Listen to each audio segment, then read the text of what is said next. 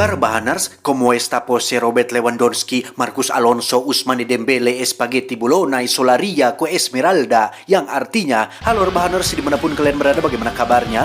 Kembali lagi bersama saya John. Kali ini saya akan merangkum sebuah film berjudul Extreme tahun 2021 dan pastinya ini film beradrenalin. Penasarin? Langsung saja pasang handsfree, simetriskan posisi rebahan, kencangkan celana dalam, selamat menonton dan cekicrot.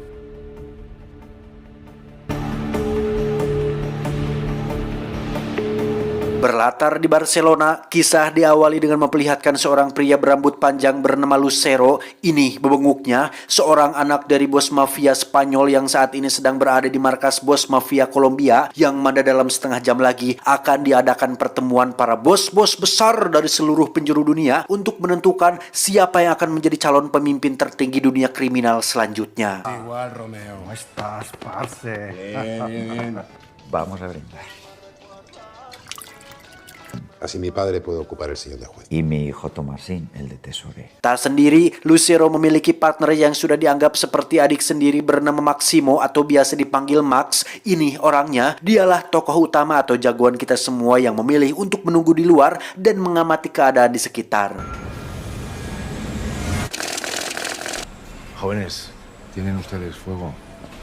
Bos mafia Kolombia sangat mendukung ayahnya Lucero untuk jadi the next Lord of Criminal in the world, yang dukungan tersebut diapresiasi oleh Lucero dengan memberikannya sebuah hadiah, yakni satu tas berisi penuh uang, yang ketika dibuka, betapa terkejutnya si bos mafia ini saat mengetahui jika itu adalah kepala putranya yang sudah dipenggal.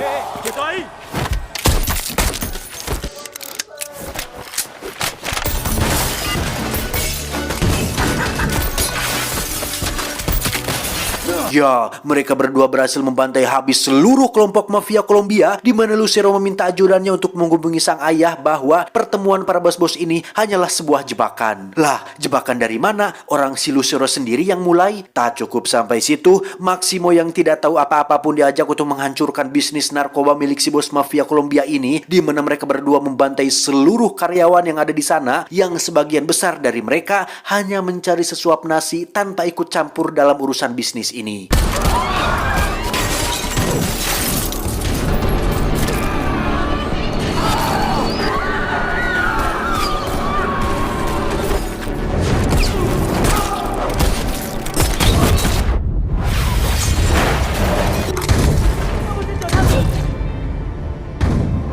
Melihat tindakan Lucero yang sadis dan tak berperasaan membuat Maximo sempat keberatan dengan keputusan tersebut, tetapi karena Lucero adalah anak dari si bos, dia tidak punya power untuk melawan kehendaknya. Saat itulah Maximo meminta izin untuk pulang duluan karena sesuai yang dibicarakan kemarin, Maximo memutuskan untuk keluar dari bisnis ini demi bisa bersama-sama dengan putra kesayangannya yang sebagai kakak angkatnya. Lucero tentu mendukung keputusan tersebut dan mempersilahkan Maximo untuk pulang duluan. Te quiero, hermano. Yo también. Tak lama, muncullah sang ayah alias bos mafia Spanyol bersama dengan Maria, anak angkatnya alias adik tirinya si Lucero. Ini parasnya, bapak sangat marah besar terhadap tindakan budak Lucero yang sudah semena-mena terhadap kolega bapaknya. Padahal bos mafia Kolombia ini adalah sahabat dekat beliau dan sangat baik sekali. Jengkel dengan sikap anaknya Lucero yang brutal, bapak berniat untuk menghapus namanya dari akte keluarga. Tapi tiba-tiba Las cosas no funcionan así, ¿entiendes?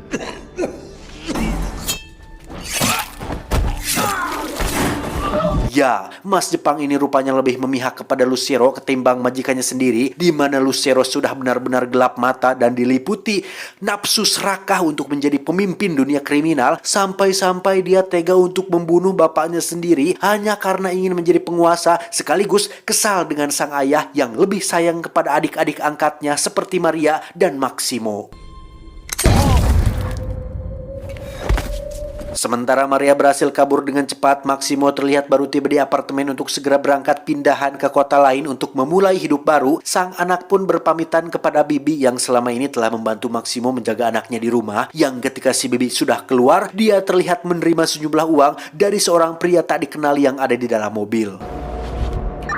El tiro de gracia es mío. Saat sedang berkemas itulah sang anak melihat seseorang masuk ke dalam apartemen. Maximo menyuruh anaknya untuk sembunyi di balik sofa, sementara dia terlibat baku hantam dengan beberapa pria asing yang masuk ke dalam rumahnya.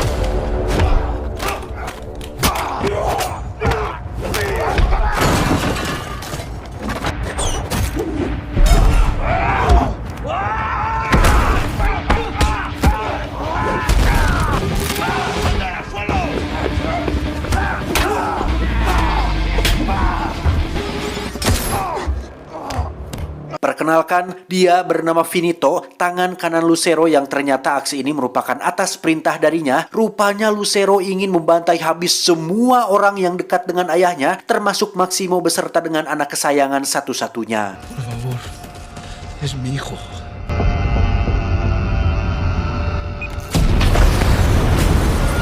Dan inilah ekstrim. 2 tahun kemudian, kita akan diperkenalkan pada seorang remaja bernama Leo. Ini bebangusnya. Sepulang sekolah, dia melakukan pekerjaan sampingan sebagai kurir yang menjual narkoba kepada teman-teman sebaya, di mana Leo sendiri tinggal bersama ibu, kakek, dan adiknya yang masih kecil, yang karena saking nyaah dan pedulinya dia terhadap sang adik, Leo membelikannya sebuah jimbot yang sudah lama diinginkannya. Oye, aquí hay mucha más pasta que de costumbre, ¿no? ¿Sabía que me la hice? Dia bernama Sam atau biasa dipanggil Samsul. Dia adalah majikan Leo atau bandar narkoba setempat yang meminta Leo untuk pergi ke klub bernama Charm dan edarkan narkobanya di wilayah tersebut. Ternyata klub ini berada di luar wilayah kekuasaan si Samsul, yang karena Leo tidak tahu menahu tentang hal itu, dia pun dicegat oleh 2 orang security klub yang ketika sedang dihajar, tiba-tiba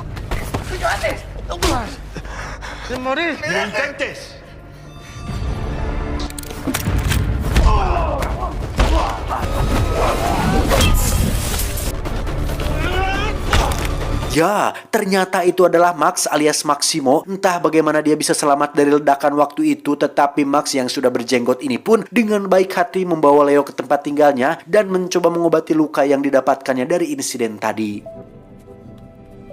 Lo que tú digas. Pues aunque esté hecha polvo es una pena que no la toques. Di sisi lain, kita akan melihat anak buah Lucero mendatangi sebuah tempat hiburan khusus orang-orang Asia, yang mana cara masuk mereka benar-benar sangat brutal dan barbar sekali, persis seperti yang dilakukan oleh bos mereka yakni Lucero. ¡Fuera la música, hostias!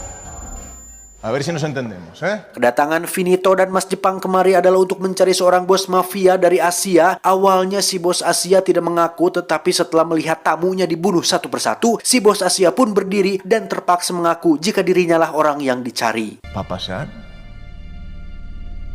Anda. Finito pun menghubungi Lucero untuk bisa video callan langsung dengan bos Asia, yang mana tujuan inti daripada ini semua adalah untuk meminta si bos Asia mendukungnya dan memilihnya sebagai calon pemimpin baru di pemilihan nanti, yang ketika beliau menolaknya mentah-mentah, Finito langsung nyerenteng menghampirinya dan meninju beliau tepat di dadanya, yang membuat si bos Asia tewas hanya dengan 1 pukulan saja.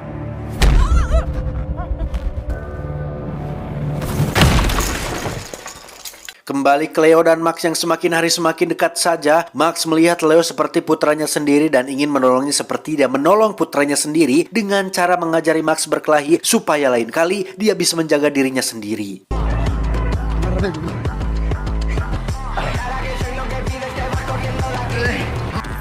Bien, bien.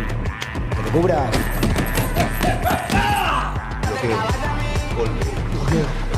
Suatu malam ketika Leo sedang bekerja, dia dicegat oleh Samsul yang menuduhnya telah menyalip sejumlah barang dagangan, yang hal itu jelas-jelas adalah fitnah. Namun Samsul tetap menghajar Leo, bahkan membuat jari-jarinya remuk di gabret panto mobil.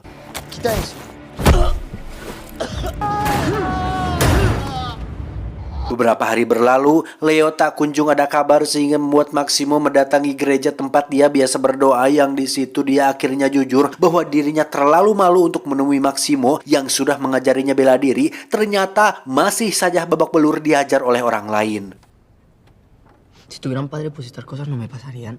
Tak buang waktu, Maximo yang memiliki masa lalu kelam pun segera menemui Samsul di toilet klub. Namun yang menarik adalah ketika 3 anak buah Samsul akan menyerang, satu dari mereka mengenali siapa Maximo dan memilih untuk secepatnya pergi karena sudah mengetahui seberapa brutal Maximo bisa menghajar seseorang.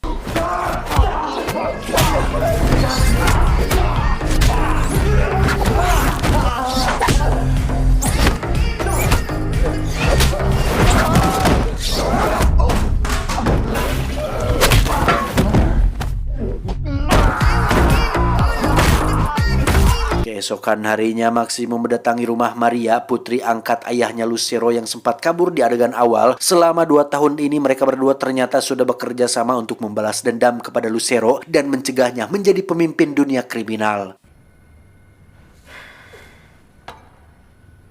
Sejak pemilihan yang gagal diselenggarakan 2 tahun yang lalu akibat kematian ayahnya Lucero, kini para bos-bos mafia dari seluruh dunia setuju untuk mengadakan pemilihan lagi, di mana Lucero pasti akan melakukan segala cara untuk menjadi yang terpilih, entah dengan membantai saingannya atau memaksa mereka untuk memilihnya. Entahlah, yang pasti jika Lucero sampai terpilih, maka akan terjadi pertumpahan darah dan peperangan di mana-mana akibat sifat dia yang benar-benar brutal. Si trabajan para Lucero y te han visto, deberíamos mudarnos otra vez. Di sisi lain, Samsul terlihat masih babak belur setelah semalam dihajar oleh Maximo, yang rupanya Samsul ini adalah salah satu anak buahnya Finito, yang berarti masih di bawah naungan Lucero juga. Finito cukup terkejut saat mendengar bahwa pelakunya bernama Maximo, yang seingatnya dia sudah mati 2 tahun yang lalu. Setelah menceritakan tentang Leo dan alamat tempat tinggalnya, Finito perlahan mendekati Samsul dan membunuhnya supaya ceritaan ini tidak sampai ke telinga Lucero, yang pastinya akan sangat-sangat marah besar apabila mengetahui jika Maximo masih hidup. Kembali ke Maximo yang menemui Leo untuk memberitahukan bahwa dia mungkin sedang dalam bahaya, dan benar saja saat pulang ke rumah, Leo menemukan kakek, ibu, dan adiknya yang masih kecil sudah terbujur kaku tak bernyawa. Dan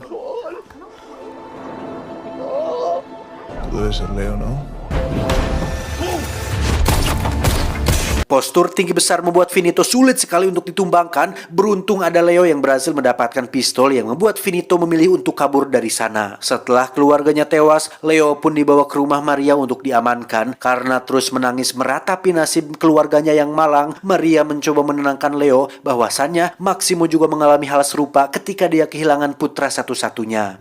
Porque es el mismo que nos destroza y que nos rompe a nosotros cada día.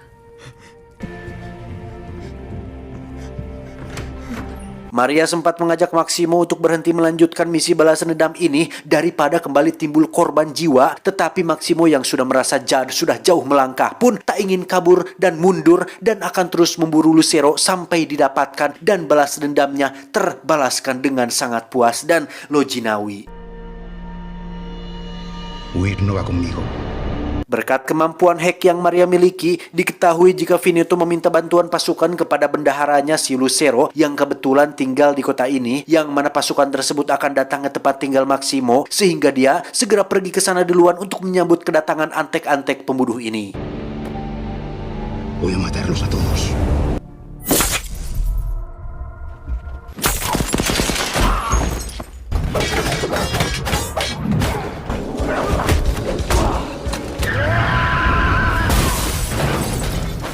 Setelah membantai pasukan pembunuh, Maximo segera pergi ke sebuah klub yang disinyalir menjadi tempat tinggal si bendahara. Dan ya, di dalam kabut buatan itulah Maximo membunuh satu persatu anak buah si bendahara yang jumlahnya sekitar 18 orang oleh hanya sendirian saja. Sehingga bisa disimpulkan jika kemampuan Maximo bukanlah abal-abal, karena rupanya Maximo adalah mantan tentara di pasukan elit khusus dan memiliki julukan Sang Mesin Pembunuh.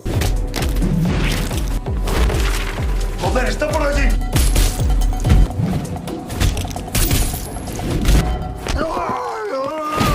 Setelah membantai semua penjaga, Maximo sengaja membiarkan si bendahara tetap hidup untuk menyampaikan pesan kepada Lucero, yang mana semua uang hasil bisnisnya bulan ini akan Maximo ambil untuk membuat Lucero murka dan menunjukkan batang hidungnya. Y mételo en el remolque. ¡Rápido!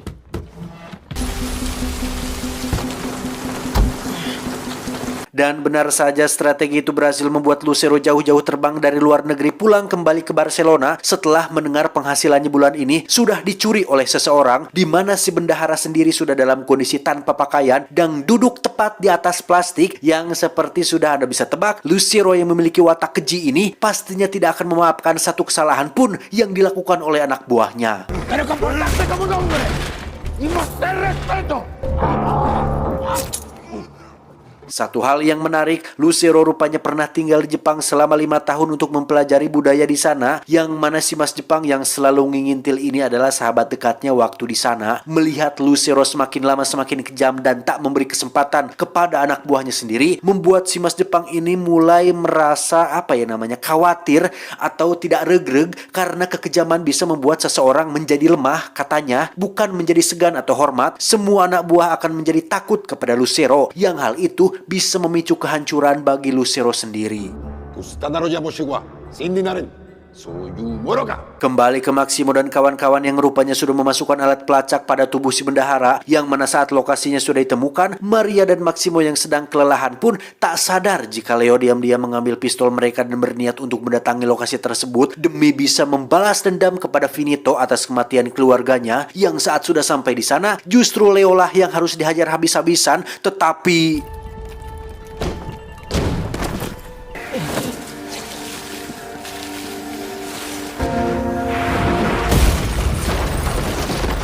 Maria segera membawa Leo ke rumah sakit, sementara Maximo baru siuman dari pingsannya akibat luka tembak dari pertarungan semalam. Dan betapa terkejutnya Max ketika melihat si Mas Jepang sudah berada di rumah ini, di mana dia mendapatkan alamatnya dari Leo yang dipaksa untuk buka mulut. Karena Max sudah ada di depan mata, si Mas Jepang pun langsung menyerangnya saat itu juga.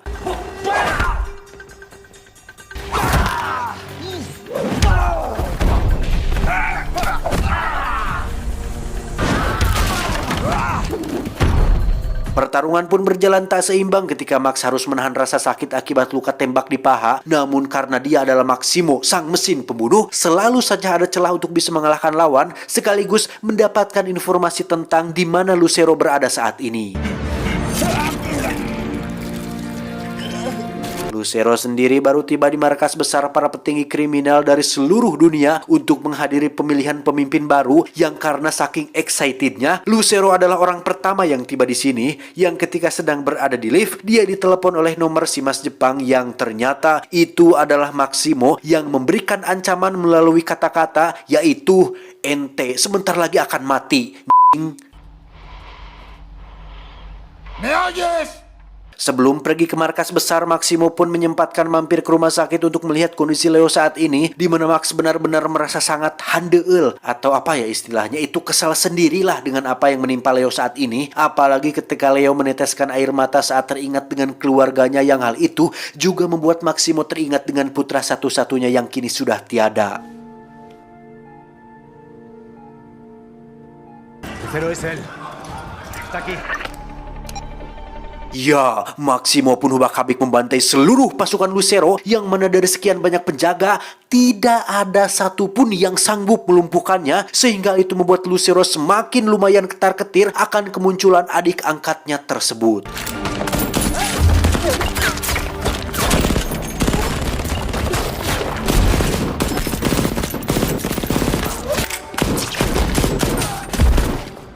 Sadar bahwa Maximo akan berhasil sampai ke atas, Lucero pun mulai membuka bajunya untuk pamer tato Yakuza dan sujud kepada sebuah pedang, bukan untuk menyembah gagang bedog, tapi untuk sekedar menghormati katana yang merupakan budaya dari Jepang. Yang tak lama muncullah Maximo dengan sepucuk pistol, dan di sini nih, mulai nih, tinggal tembak saja padahal selesai, dendam terbalaskan, gak keringetan, gak capek-capek gelut. Lah, ini malah nerima tantangan dari Maximo untuk adu pedang, sehingga pertarungan ini pun menjadi sedikit beradrenalin dan pasti ada gregetnya.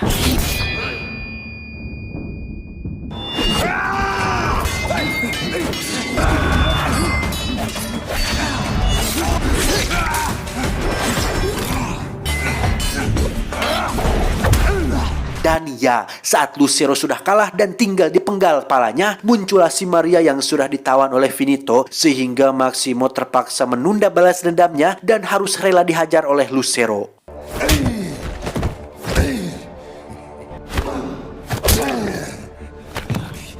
Saat itulah Maria mulai berontak dan berhasil membuat mereka berdua jatuh dari lantai atas yang saat Maria dan Maximo sudah tidak berdaya, Finito ingin menyelesaikan apa yang sudah dia mulai 2 tahun yang lalu, yakni membunuh Maximo yang ketika sakit dan emosi sudah bergejolak di dalam dada. Saat itulah Max mulai bangkit dan membunuh Finito dengan metode yang sering dia pakai, yaitu meninju bagian jantung dari korbannya.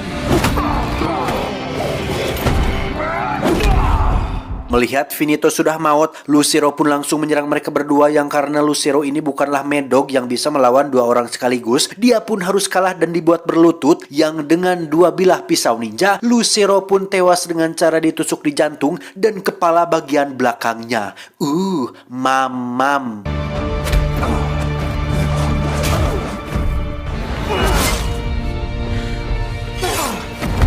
Setelah semua selesai, Max dan Maria pun menjemput Leo di rumah sakit. Lantas mereka segera pergi jauh meninggalkan Barcelona untuk memulai hidup yang baru. Dan dengan semua uang milik Lucero, Max berencana untuk mengsedekahkan semua uang tersebut kepada yang berhak menerima, seperti fakir miskin, anak yatim, guru, orang tua, janda-janda tidak mampu, membangun tempat ibadah, dan hal-hal positif lain demi kepentingan umat. Sungguh mulia hati seorang Maximo sang mesin pembunuh ini. Tamat, ending yang cukup memaksimokan. Pesan yang bisa kita ambil dari film ini adalah balas dendam terbaik bukanlah menjadi kuat dari musuh, bukan juga menjadi lebih jago dan hebat dari musuh, tetapi balas dendam terbaik adalah menjadikan dirimu lebih baik. Saya John mewakili orang-orang tawakal di dunia mengucapkan terima kasih dan sampai jumpa di video selanjutnya. Adios, tulang rusuk Priyanka Chopra. Wow.